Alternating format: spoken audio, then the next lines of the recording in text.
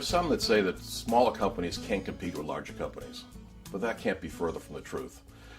Smaller companies may have an advantage over larger companies in their ability to be more nimble, and as a matter of fact, not be bound by the historic IT organizations.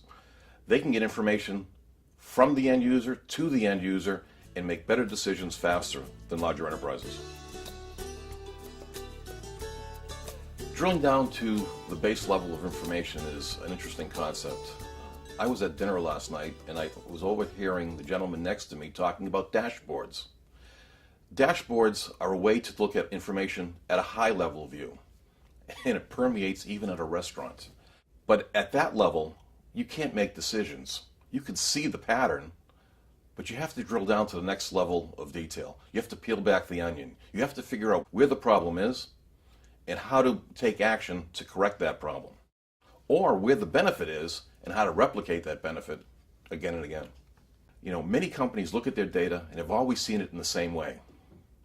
But every once in a while, that nugget comes up. Whether it's, we know the weather affects how many people are going to show up at my park, but do we know how many people are going to show up the next day, or the day after that, or the day before it's predicted to rain?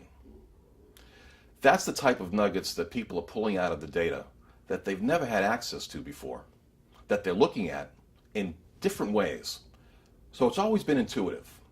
When it rains, people don't show up. But what happens if you look at it a different way?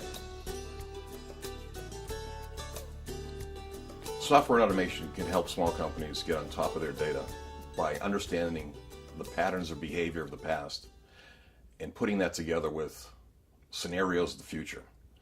So together with analyzing the past and the predictive analytics of the future, you can make better, more sound decisions.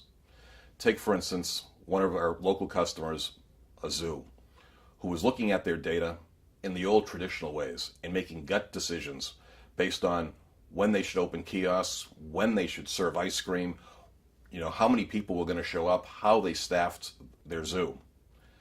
Using Cognos 10 and putting a little bit of business consulting behind it, they were captured additional data and used their current data to assess where the best places were to locate their food stations, how to target new customers for new revenue-paying customers to come in.